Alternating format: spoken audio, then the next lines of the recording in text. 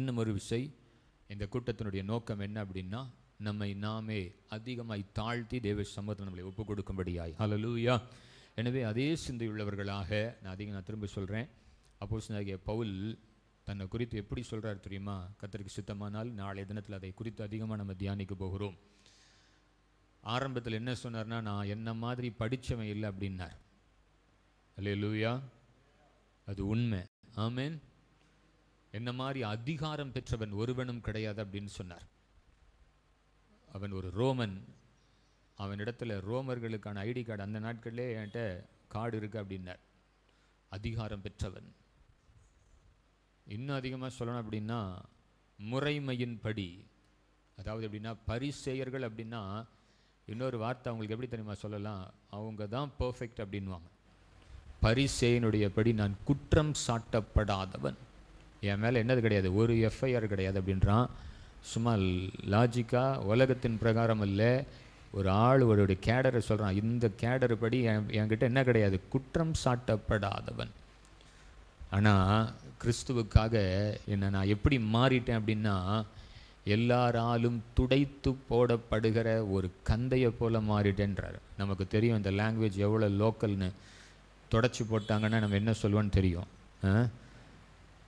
அப்படின்னா அவனுடைய படிப்பு, அவனுடைய அதிகாரம், குற்றம் சாட்டப்படாதவன், இதெல்லாம் நான் என்ன பண்ணல, அந்த டைமோடு என்னை தூக்கி குப்பையில் போட்டேன். இப்போ நான் எப்படி மாறிட்டேன்னா, எல்லாராலும் துடைத்து போடப்படுகிற ஒரு கந்தையை போல, குப்பையை போல நான் அவருக்காக மாறிட்டேன் அப்படின்னு சொல்கிறார். ஹல்லேலூயா. எந்த அளவுக்கு தன்னை தாழ்த்த முடியுமோ அதை காட்டிலும் அதிகமான அளவுக்கு தன்னை தாழ்த்தின ஒரு மனுஷன் அப்போஸ்தலனாகிய பவுல். ஹல்லேலூயா. எனவே நம்ம தாழ்த்துவோம். நமக்கு நீங்களும் நான் கூட ஒருவேளை நமக்கு எல்லாருக்கும் ஒரு ஸ்பெஷல் இருக்குது. நான் சொல்லுவேன், படிக்காதவங்களை நம்ம சாதாரணமாக நினச்சிக்கவே முடியாது. ஆரம்ப நாட்களிலே நான் ஒரு கணக்கு, ஒரு மேக்ஸ் மாதிரி ஒரு சின்ன கேல்குலேஷனுக்காக அப்படி யோசிச்சுட்டு இருந்தேன். ஆனால் படிப்பறிவே இல்லாத பக்கத்தில் இருந்த ஒருத்தர் ஒரு 2 செகண்டில் அப்படி பதில் சொன்னார். ஹல்லேலூயா. அப்போ படிச்சுட்டனால நம்ம பெரிய ஆள், படிக்காதனால அவங்க சின்ன ஆள் அப்படி கிடையாது. கர்த்தர் யாரையும் கொண்டு எதையும் செய்ய முடியும். ஹல்லேலூயா. சரி, இந்த சாம்பல் அப்படின்னா அதுக்கு நோ வேல்யூ, அப்படி தான்.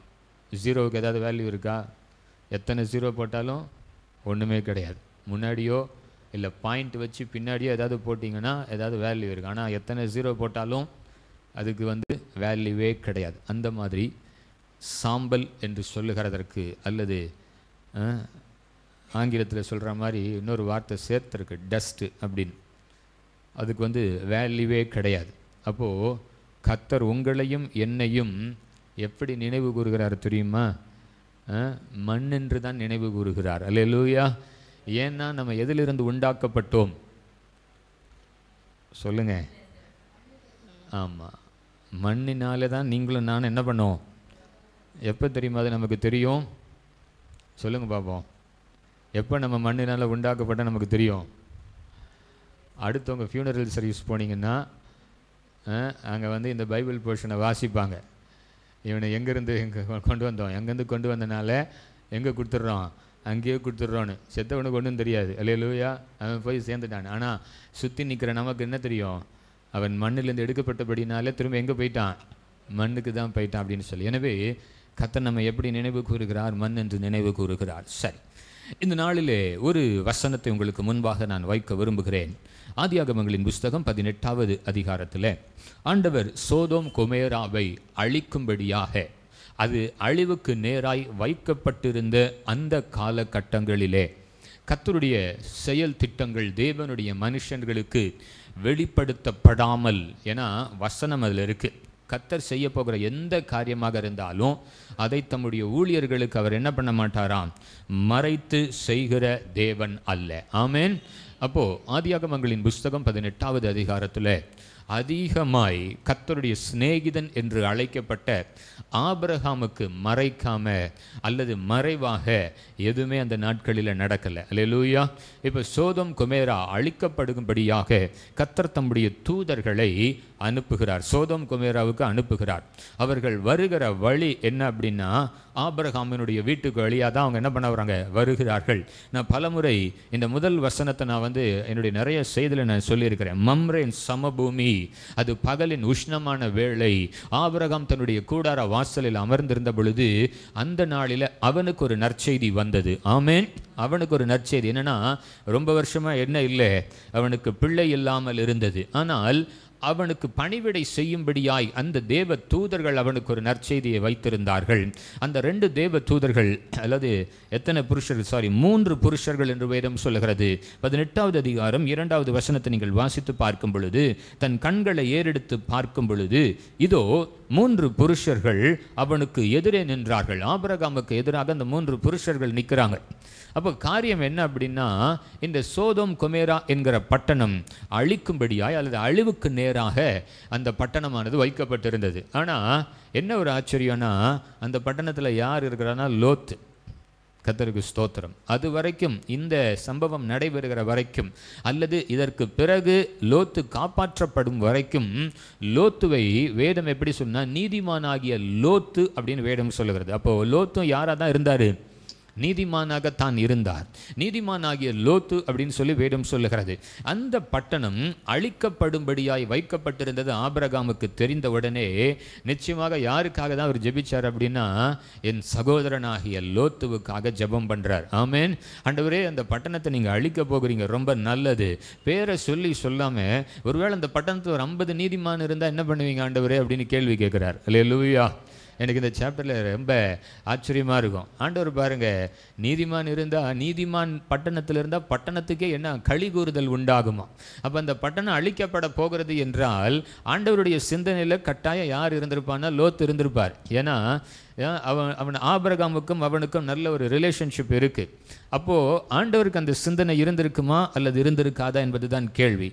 சரி, வசனங்களுக்கு நம்ம நேராக போய் வாசித்து பார்க்கும் பொழுது 21வது வசனத்தில் 18:21 நான் இறங்கி போய் என்னிடத்தில் வந்து எட்டின அதன் கூக்குரலின்படியே அவர்கள் செய்தார்களா இல்லையா என்று பார்த்து அறிவேன்.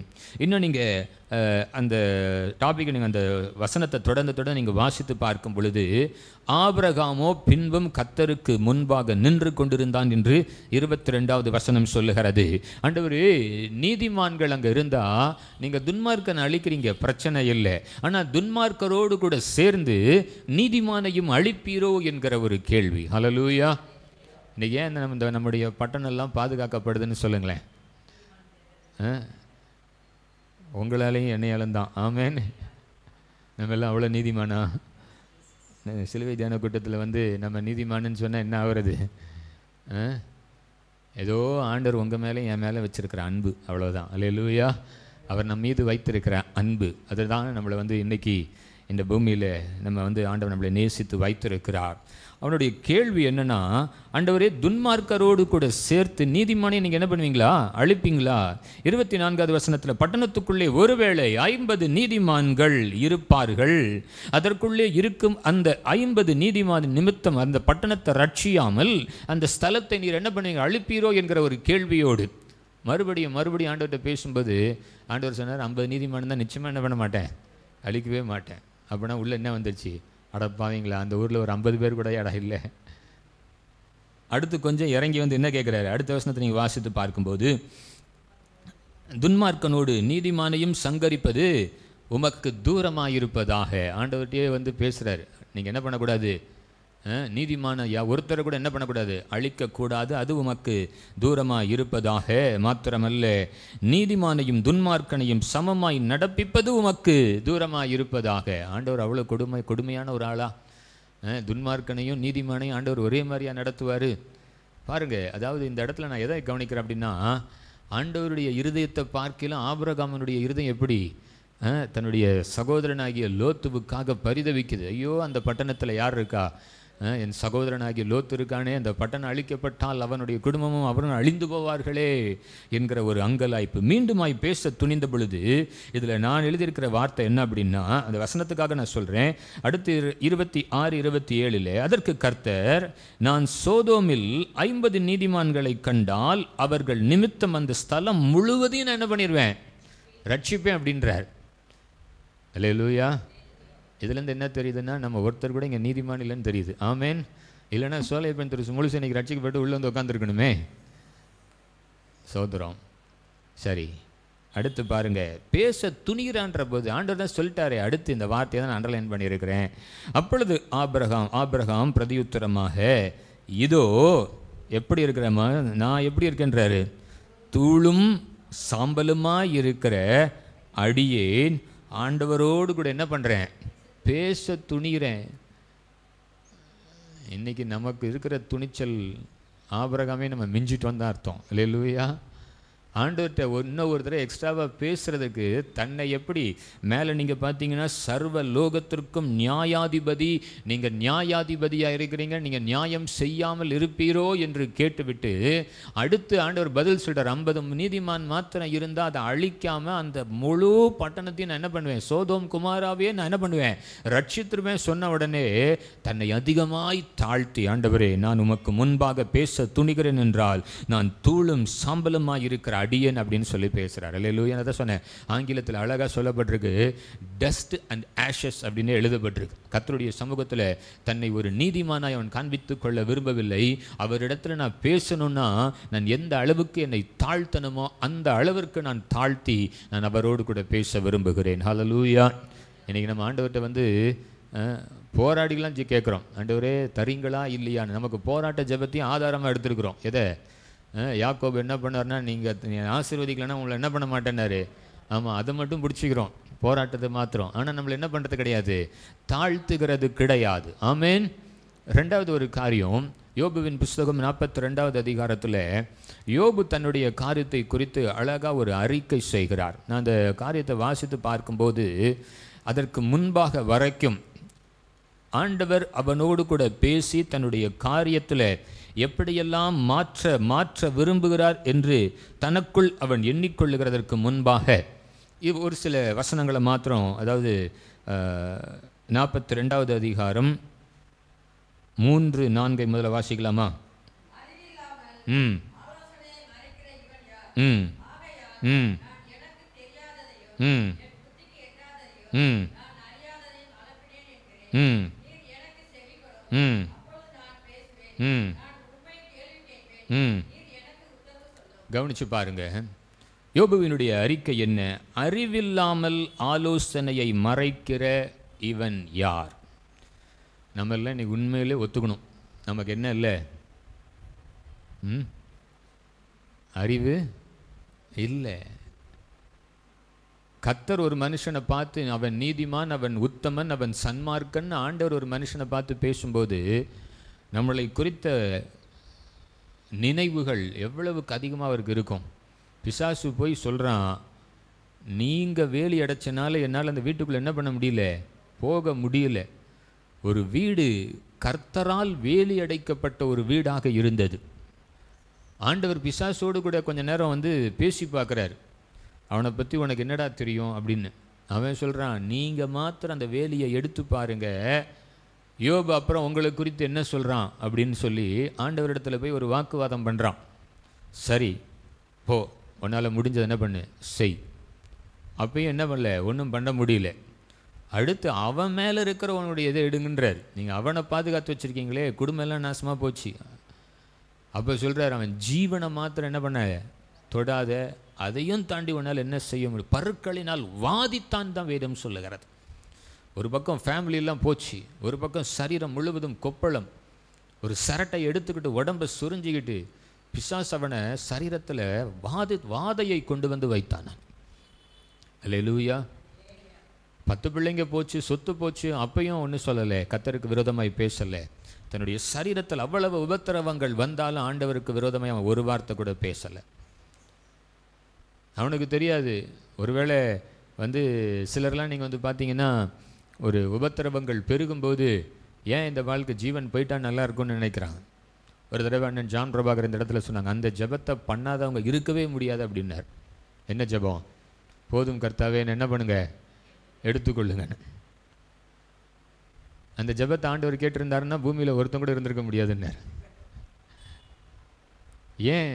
உபத்திரவத்தினுடைய மிகுதி, அவருடைய காரியம் என்னன்னு எனக்கு தெரியாததுனால இங்கே சொல்கிறேன், ஆகையால் எனக்கு தெரியாததையும் என் புத்திக்கு எட்டாததையும் நான் அறியாததையும் என்ன பண்ணிக்கிட்டு இருந்தேன்?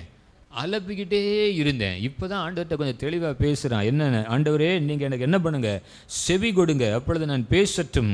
ஆண்டவரே, நான் உங்களுக்கு கேள்வி கேட்க போகிறேன், நீங்கள் எனக்கு என்ன பண்ணுங்க, பதில் சொல்லுங்கப்பா. ஏன் என் வாழ்க்கையில் ஏன் இந்த உபத்திரவம்? அடுத்த வசனத்தை இங்கே வாசித்து பார்க்கும்போது ஆண்டவர் பேச ஆரம்பிச்சிட்டார். அப்படி தான் நான் சொல்லணும். என் காதினால் உம்மை குறித்து என்ன பண்ணியிருக்கிறேன்? கேள்விப்பட்டிருக்கிறேன். இப்பொழுதோ என் கண்கள் உம்மை காண்கிறது. கர்த்தர் அவருக்கு தன்னை வெளிப்படுத்த ஆரம்பிச்சிருக்கார். அப்படி தான் அர்த்தம். யோபுவே, என்னென்னு உன்னை அவ்வளோ சீக்கிரத்தில் நான் விட்டுருவேன்னு நினைக்கிறியா? உன்னை விட மாட்டேன். ஹல்லேலூயா. நான் முதல் ஒரு அதிகாரத்தில் முழுசும் முடிஞ்சு போச்சு. அப்போ 1 அவுட்டு. அடுத்திருக்கிற 40 அதிகாரங்கள் உபத்திரவத்தினுடைய மிகுதி. ஒரு குறிப்பிட்ட டைம் வரும்போது யோபு தன் பிறந்த நாளை சபித்தான்னு வேறும் சொல்லுகிறது. அவ்வளோ ஒரு எக்ஸ்டெண்ட்டுக்கு போயிட்டார்.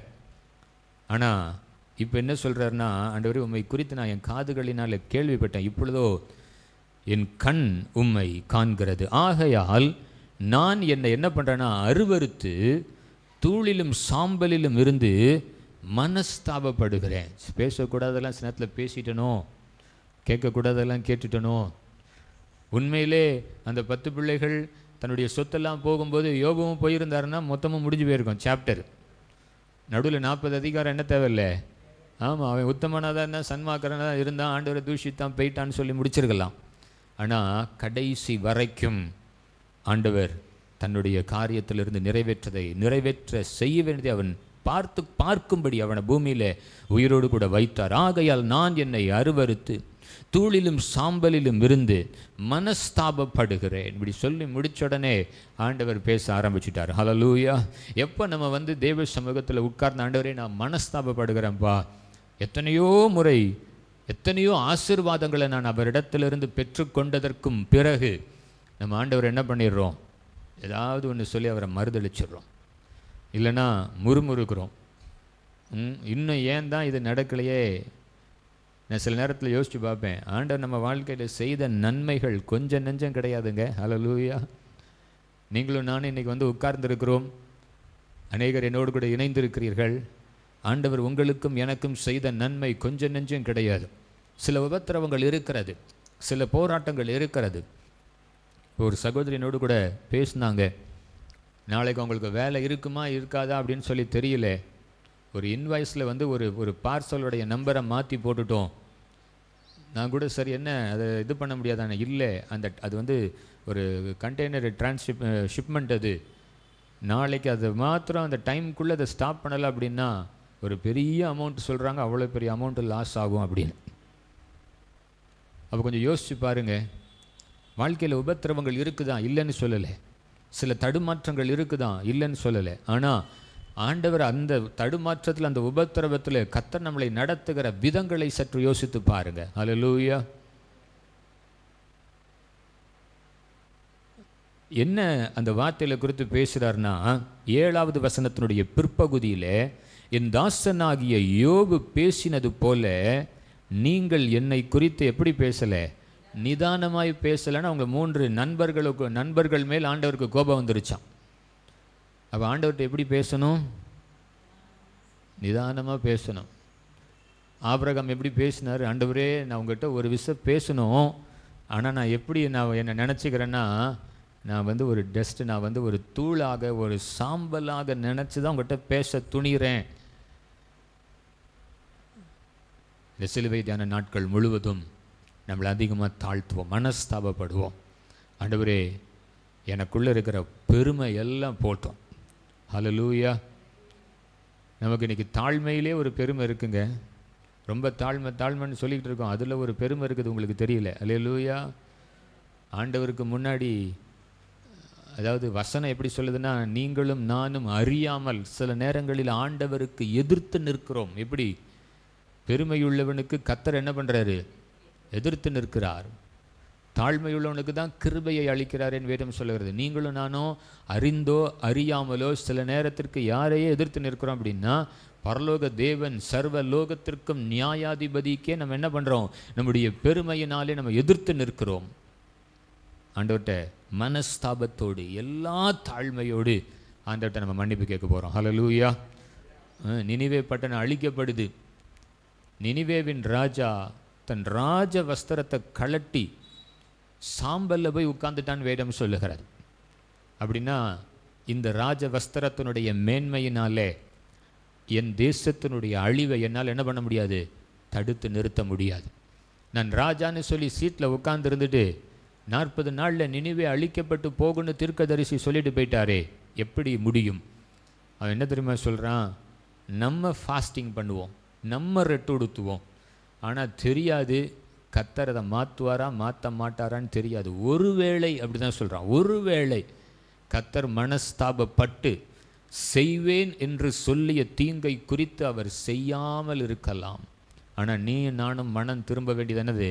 அவசியம். வேதம் சொல்லுது கர்த்தர் அவர்களுடைய கிரியைகளை பார்த்தாராம். அந்த ஜனங்கள் என்ன பண்ணிட்டாங்க? மனம் திரும்பிட்டாங்க. பொல்லாத வழிகளை விட்டு மனம் திரும்பிட்டார்கள். இனி அவங்கள அழிக்க மாட்டேன். யோனாட்டா கடைசியில் ஆர்கியூமெண்ட் நடக்குது. 4 அதிகாரம் தான், அதையும் நம்ம தியானிப்போம். ஆண்டவரே, நான் போய் சொன்னேன், நீங்கள் என்ன பண்ணல, செய்யலையே. நினிவே பட்டணம் அழிக்கப்படும்னே, ஆனால் என்ன ஆகலை? அழிக்கப்படலையே. இப்போ நான் எப்படி ஊருக்குள்ளே போகிறது? என்னை தீர்க்கதரிசியா ஏற்கனவே ஒருத்தனை மதிக்க மாட்டேங்கிறான். இப்போ நீங்கள் நான் சொன்னது நடக்கலைன்னா என்ன ஆகும்? என்னை ஒருத்தன் கூட மதிக்க மாட்டானே, எப்படி போகிறது? யோனாவே, நீ எந்த மட்டும் எரிச்சலாக இருப்பாய், நான் மரணம் வரைக்கும் எரிச்சலாக தான் இருப்பேன் அப்படின்றார்.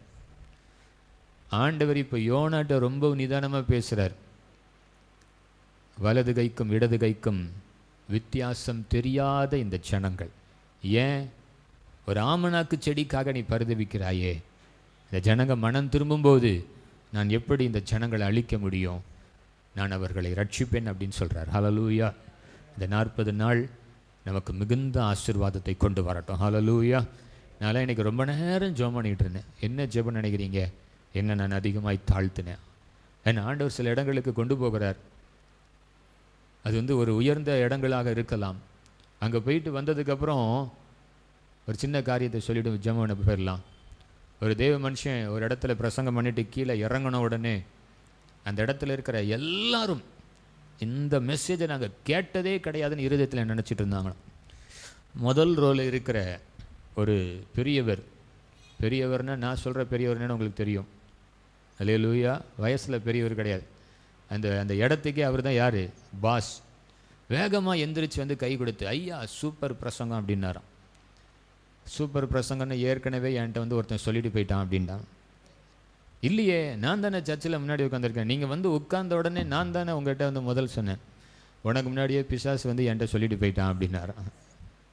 அல்லேலூயா. அப்போ நினச்சிருப்பாரு உட்காந்துருக்கிறதெல்லாம் என்னதான்? பெருமை.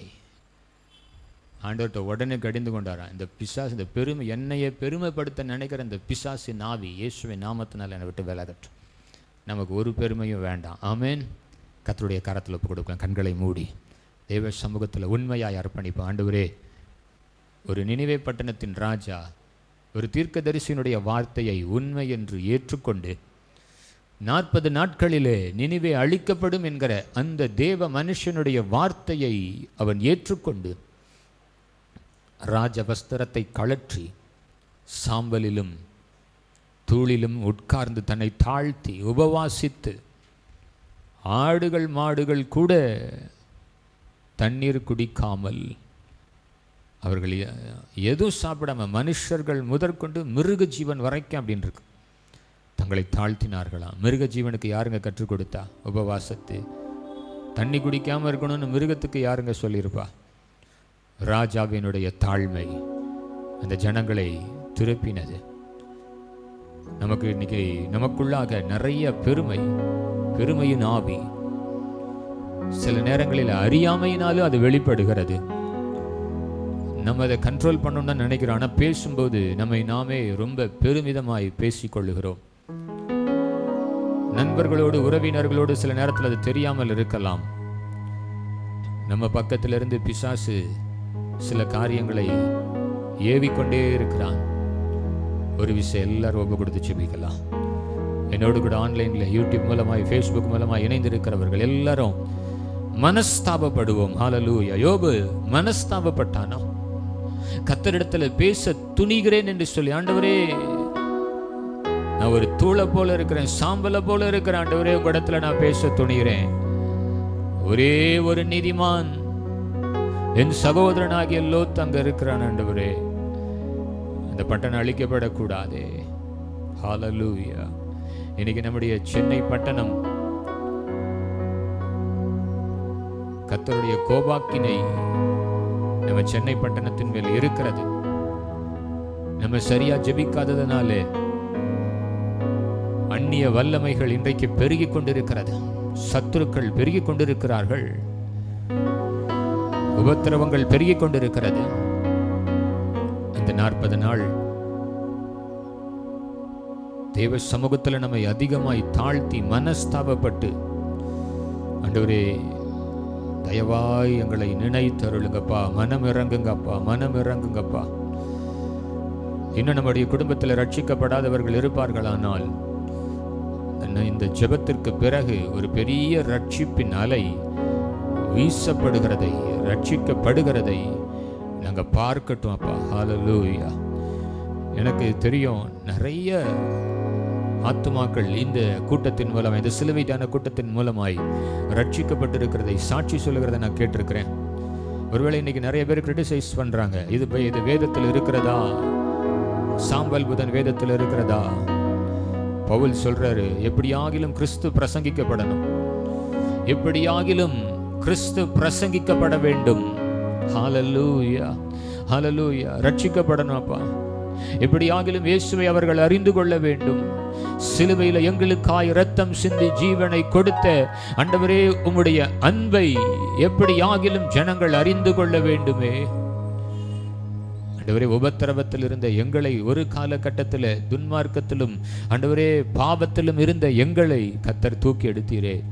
இன்றைக்கு பாவத்தில் இருக்கிற ஜனங்கள், சாப கட்டில் இருக்கிற ஜனங்கள், ஆண்டவரே எது தெய்வம் என்று அறியாமல் இருக்கிற, அறியாமையினால இருக்கிற அந்த பக்தியுள்ள ஜனங்கள் இன்றைக்கு எப்படியாகிலும் உம்மை அறிந்து கொள்ள இந்த நாட்கள் எங்களுக்கு அவசியம். ஹல்லேலூயா. எங்களை நாங்கள் தாழ்த்துகிறது மாத்திரமல்ல, நாங்கள் இருக்கிற பகுதியில் ஆண்டவரே ஒரு பெரிய ரட்சிப்பை எங்கள் கண்கள் காண நாங்கள் வாஞ்சிக்கிறோம், விரும்புகிறோம். ஒருவேளை விட முடியாத பழக்கங்களாக இருக்கலாம், ஒருவேளை மாம்சத்தோடு கூட போராடுகிற அந்நிய வல்லமைகளாக இருக்கலாம், அல்லது நெடுநாட்களாய் ஜெபித்து ஜெபித்து விடுதலை பெறக்கூடாதபடி அல்லது விடுவிக்க சம்மதியாமல். நான் ஒரு வேத பகுதியை வாசிக்கும் போது அப்படிதான் யோசிச்சேன்.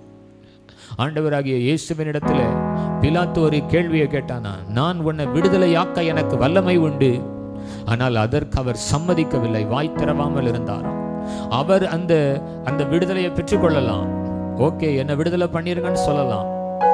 ஆனால் உங்களுக்காக எனக்காக அவர் விடுதலை பெற சம்மதிக்கவில்லை, சிலுவையை நோக்கி கடந்து போனார். இன்றைக்கு உள்ளத்தின் ஆழத்தில் இருந்து ஆண்டவர்கிட்ட சொல்லுவோம், ஆண்டவரே என் அடிமைத்தனம் மாறும்படி, என் வாழ்க்கையில் இருக்கிற அடிமைத்தனம் மாறும்படி, ஆண்டவரே பிசாசு கட்டுகளில் இருந்து என்னை விடுவிக்கும்படி நீர் எங்களுக்காக அடிமையாய் மாறி அந்த சிலுவையில ஆண்டவரே ஒப்பு கொடுத்தீரே அப்பா. ஹல்லேலூயா. Thank you Jesus. Thank you Lord. Thank you Father. உள்ளத்தின் ஆழத்திலிருந்து இன்னும் ஒரு விஷயம், ஆண்டவரே நான் மீண்டுமாய் கடந்த நாட்களிலே, கடந்த டிசம்பர் மாதத்தில் சுத்திகரிப்பு கூட்டத்திற்காக நாங்கள் 40 நாள் காத்திருந்த பொழுது என்னுடன் சகோதரன் ஒரு காரியத்தை சொன்னான். வருஷம் சுத்திகரிப்பு வச்சுக்கிட்டு தான் இருக்கீங்க, என்ன உங்கள் வாழ்க்கையில் சுத்திகரிப்பு வந்து விட்டது என்கிற ஒரு கேள்வி. ஒரு பக்கம் அது எத்தனை உண்மை உள்ளது, எத்தனை சிலுவை தியான கூட்டங்கள், எத்தனை முறை சுத்திகரிப்பு, உண்மையான ஒரு சுத்திகரிப்பை பெற்றுக்கொண்டோமா, உண்மையான ஒரு விடுதலையை பெற்றுக்கொண்டோமா? சரியான ஒரு கேள்விதான். ஆனாலும் கூட பவுல் அதை குறித்து சொல்லும் பொழுது, நான் ஆகாயத்தில் சிலம்பம் பண்றவனாய் அல்ல, எனக்கு முன்பாக இருக்கிற பந்தய பொருளை நான் பிடித்து கொள்ளும்படி ஆசையாய் தொடருகிறேன். இன்னைக்கு நம்ம தொடருகிறோம். எதையும் நம்ம இழந்து போய்விடக்கூடாது, எதையும் நம்ம இழந்து போக ஆண்டவர் விரும்பல. எல்லாவற்றையும் நம்ம திரும்ப பெற்றுக்கொள்ள போகிறோம். யோபு பெற்றுக்கொண்டான், எல்லாவற்றையும் திரும்ப பெற்றுக்கொண்டான். ஆபிரகாம் தன் சகோதரனை பாதுகாக்கும்படி அந்த ஜெபங்கள் காணப்பட்டது. ஹல்லேலூயா. யோபு இரட்டத்தனையான ஆசீர்வாதங்களை பெற்றான். தேவ பிள்ளையே, இன்றைக்கு நம்முடைய அர்ப்பணிப்பு நமக்கு ஆசீர்வாதத்தை கொண்டு வரட்டும். அன்புள்ள இயேசு சுவாமி, இந்த நாளுக்காக நாங்கள் நன்றி செலுத்துகிறோம். ஆண்டவரே, ஒரு அற்பமான ஆரம்பம். இன்றைக்கு நாங்கள் ஒரு சிலராய் ஆண்டவரே ஆரம்பித்திருக்கிற இந்த கூட்டம் 40 நாள் முடிகிற போது ஒரு பெரிய மகிமையை நாங்கள் காண எங்களுக்கு கிருபை தாரும். இன்னும் ஒரு விசை அதற்கு எங்களை ஆயத்தப்படுத்தும், எங்களை தகுதிப்படுத்தும். ஆண்டவரே, ஆரம்பத்தில் வார்த்தையின்படி ஆண்டவரே பரிசுத்த ஆவியானவர் அதற்கு எங்களுக்கு உதவி செய்யுங்க. எப்படி பிலிப்புவை ஆண்டவரை ஆவியானவர் கொண்டு வந்தது போல, எப்படி பிலிப்புவை ஆவியானவர் கொண்டு போனதை போல ஆவியானவர் எங்களுக்கு உதவி செய்வாராக. இப்படி நல்ல நாமம் இந்த 40 நாள் இந்த கூட்டத்தின் மூலமாய் மகிமைப்படட்டும். எங்கள் மத்தியில் வர இருக்கிற எல்லா தேவதாசர்களுக்காக, ஊழியர்களுக்காக ஸ்தோத்திரம். ஆண்டவரே, இந்த இடத்துல பிரசங்கிக்க போகிற தேவ பிள்ளைகளுக்காக ஸ்தோத்திரம். எல்லாவற்றையும் உடைய அன்பின் கரங்களில் ஒப்புக் கொடுக்கிறோம். ஆசீர்வதிங்க. இயேசு கிறிஸ்துவின் நாமத்தில் ஜெபிக்கிறோம் பிதாவே, ஆமென். யாவரும்